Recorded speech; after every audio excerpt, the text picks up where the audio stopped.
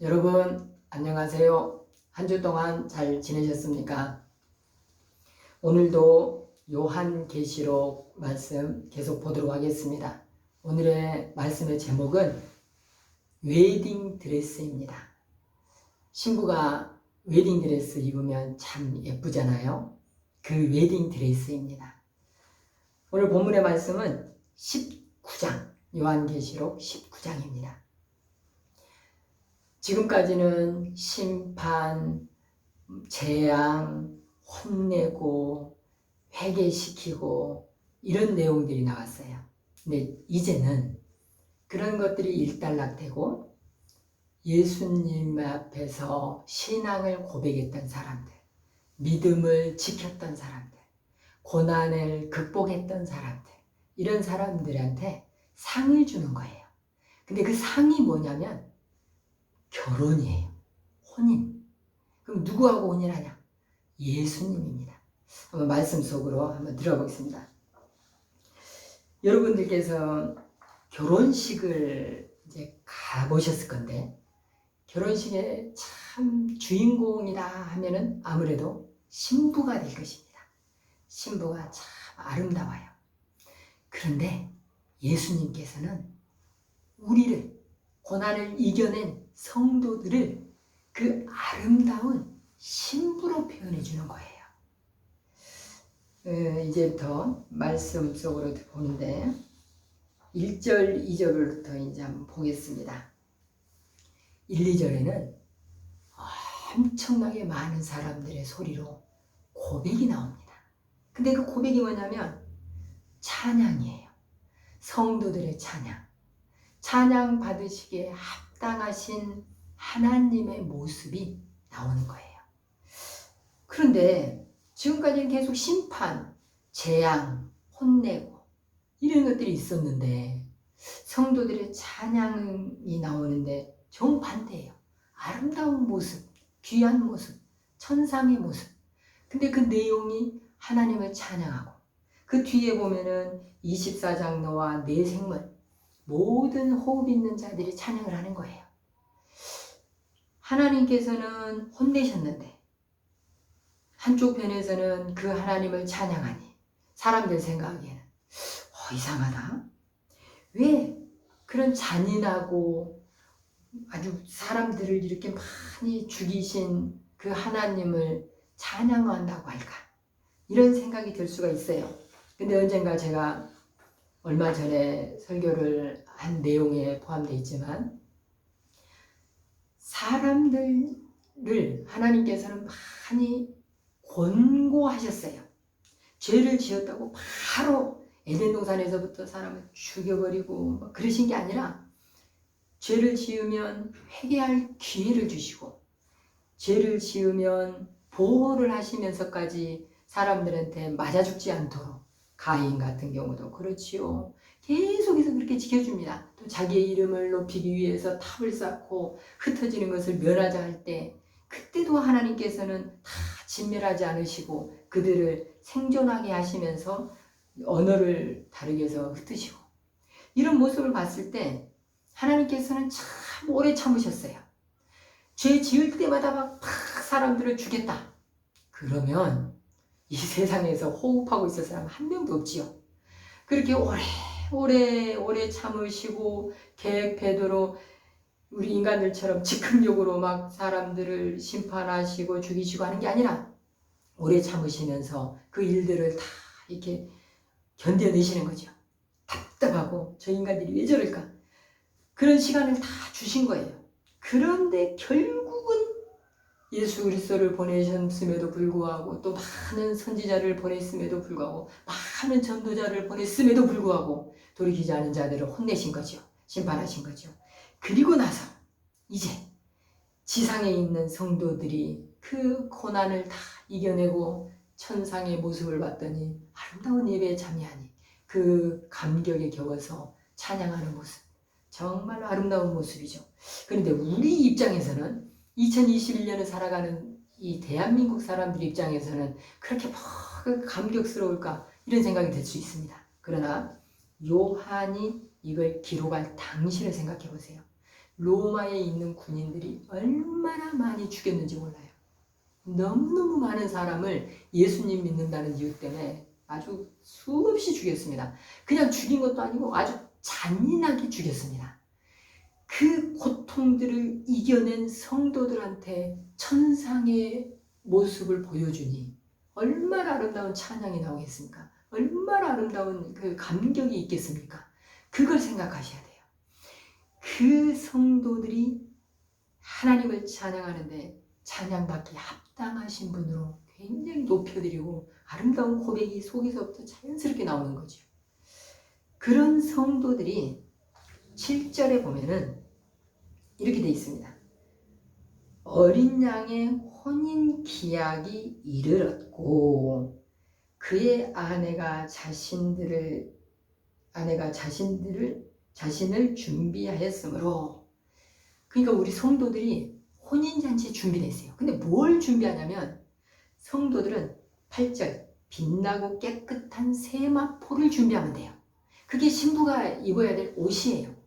이 세마포는 성도들의 옳은 행실이다. 그렇게 되어 있습니다.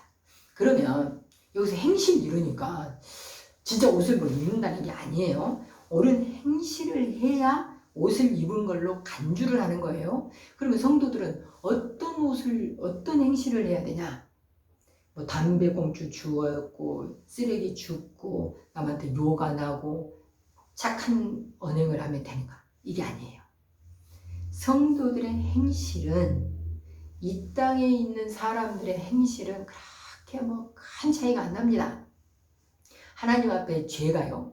하나만 눈꼽만큼만 죄를 지어도 죄인이에요.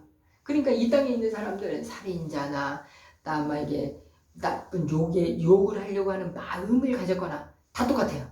하나님 앞에 보기엔 다 죄인이에요. 그러면 올바른 행실이란 무엇인가? 바로 믿음이에요. 하나님께서는 그 올바른 행실을 의라고 여기시는데 그 의는 뭐냐면 믿음을 말하는 거예요. 예수님을 향한 믿음. 이 땅에서 행실을 하는 그 행위를 말하는 게 아니에요. 여기서 말하는 거. 그 믿음이 있느냐 없느냐를 따지는 거예요. 그 믿음이 있는 사람들을 빛나고 깨끗한 세마포옷을 가졌다, 입었다, 준비했다라고 하는 거예요. 그러면 여러분 봐보십시오. 세마포옷. 가느다라는 세자예요. 삼을 뜻하는 마자예요. 천을 뜻하는 포예요. 그러면 삼으로 만든 옷이에요. 삼으로 가느다랗게 천을 만들었는데 여러분들이 뭐 삼으로 만든 옷을 입어보셨는지 뭐 보셨는지 모르겠지만 고급 옷 아닙니다. 옛날에도요 고급 옷은 있었어요. 무명으로 만들고 비단으로 만들고 이런 게 있었습니다. 그런데 이 삼으로 만든 옷이 뭐가 비싸겠어요? 하나도 비싼 옷이 아니에요. 그냥 깨끗한 옷이에요.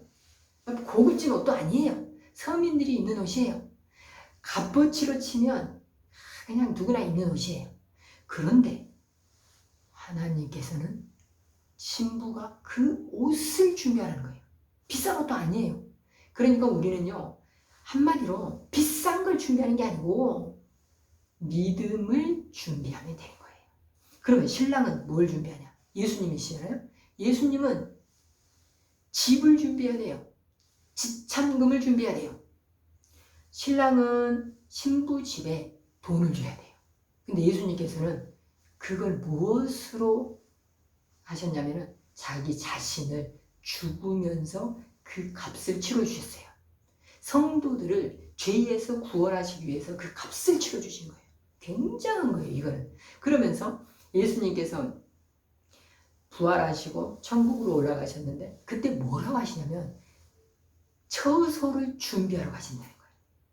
처소를 준비하는 건 누가 하는 일이냐면 신랑이 하는 일이거든요. 그러면 그 신랑의 대상자가 있을 거 아니에요? 신부? 성도들입니다. 바로 예수님께서는 이 결혼제도, 신랑과 신부, 이거를 예수님께서 말씀하신 거예요. 성도들 편에서 말한 게 아니에요. 예수님께서는 이미 그 작전을 다 갖고 계셨던 거예요. 그래서 성도들한테 여러분 신랑이 오실 것이니 신부로서의 준비할 것을 잘 준비하시기 바랍니다. 그러고 올라가신 거예요. 근데 여기서 중요한 게 있습니다. 17장 4절을 보면은 뭐라고 되어 있냐면은 신부 말고 여자가 나와요. 사탄이죠. 쉽게 말하면 짐승, 사탄, 음녀 뭐 이렇게 뭐 여러 가지로 표현할 수 있는데 그 사람이 입는 옷을 보시기 바랍니다. 제가 읽어보겠습니다. 그 여자는 자줏빛과 붉은빛 옷을 입고, 제가 그때 말씀드렸었는데 자줏빛, 붉은빛 이 옷은요 아무나 못 입습니다. 너무나 비싼 옷이에요. 그리고 또 금과 보석과 진주로 꾸몄어요. 옷을 비싼 옷을 입었는데 거기다가 보석으로 막 요즘으로 치면 다이아몬드를 막 박는 거죠. 막 화려한 옷이에요. 막 보기만 해도 막 어마어마한 옷을 입었어요. 음녀가. 그런데 또 손에는 금잔을 가졌어요. 그냥 일반 잔도 아니에요. 금잔. 아무나 가질 수 없는 잔. 요즘으로 치면 다이아몬드가 박힌 잔이에요. 기가 막힌 좋은 잔. 그런데 문제는 그렇게 좋은 옷, 그렇게 비싼 보석들, 그러면서 막 보석으로 치장한 잔, 그 잔 안에 가증한 것들이 들어있는 거예요. 음행에 더러운 것들이 들어있어요. 하나님은 그거 너무너무 싫어하죠. 아주 싫어하죠. 옷은 번지하게 아주 좋은 옷 입었는데 하나님은 그걸 너무너무 싫어하신 거예요. 그런데 성도들이 입는 옷은 아주 싸구려 옷이에요. 세마포 옷이에요. 비싸지도 않아요. 그것을 신부가 입는 옷이라고 인정해 주는 거예요. 믿음이 있으면 빛나고 깨끗한 세마포 옷이다라고 인정을 해주는 거예요. 바로 우리는 지금 여기서요 명백합니다. 이 땅에서 우리는 무엇을 준비해야 되는가? 믿음 있는 삶을 준비해야 돼요. 믿음 있는 고백을 준비해야 돼요. 이 땅에서 막 나가서 막 엄청난 봉사하고, 물론 봉사해야 돼요. 그리스도인들이 사회적 책임 안 하면 그건 그리스도인이 아니죠. 이 땅에서 막 똑같이 살아간다 그러면 그건 그리스도인이 아니죠. 그런데 나가서 봉사는 열심히 하는데 믿음이 없다. 그러면 안 됩니다. 믿음이 우선이에요. 믿음이 시작이고 믿음이 끝이에요. 거기에서부터 출발해서 봉사가 나가야 되고 사회적 책임이 나가야 되고 많은 것들이 나가야 됩니다. 그런데 많은 사람들이요, 대한민국 성도들이요, 믿음만 있으면 된다고 해요. 그럼 믿음이 있으면 당연히 믿음 있는 삶이 나와야 되죠. 이 대한민국 성도들한테 가장 취약한 게 뭐냐면 삶이 없어요. 삶이 결여되어 있어요. 예배당 안에서 기도 열심히 하고, 예배당 안에서 찬양 열심히 하고, 예배당 안에서 봉사 열심히 하면 끝이에요. 저는 여러분들한테 도전합니다. 믿음이 시작이며 믿음이 끝이지만은 그 가운데에 믿음의 삶이 있어야 됩니다. 그 모든 것들이 다 빛나고 깨끗한 세마포 옷을 준비하는 것입니다. 우리 성도들이 그렇게 했을 때 예수님께서는 11절에 하늘이 열린 것을 보니 보라 백마와 그것을 탄 자가 있으니, 바로 예수님이에요. 우리가 신부로 준비만 잘 돼 있으면 예수님께서는 백마를 타고 신랑으로 오시는 거예요. 이 신랑은 뒤편에도 이제 보면은 장수예요. 만국을 예리한 검과 철장으로, 15절에는 철장으로, 이 쇠몽둥이에요. 쇠몽둥이를 다스리는 그런 장군이면서 동시에 백마를 탄 신랑이에요. 우리 성도들은 세마포옷을 믿음이 있는 행실을, 믿음을 준비한다면 이 신랑 되시고 장군 되시는 예수님을 당연히 맞아들일 것이고, 예수님이 재림하실 때 우리는 할렐루야 찬양하면서 웨딩드레스를 입은 아름다운 신부의 모습이 될 것입니다. 감사합니다.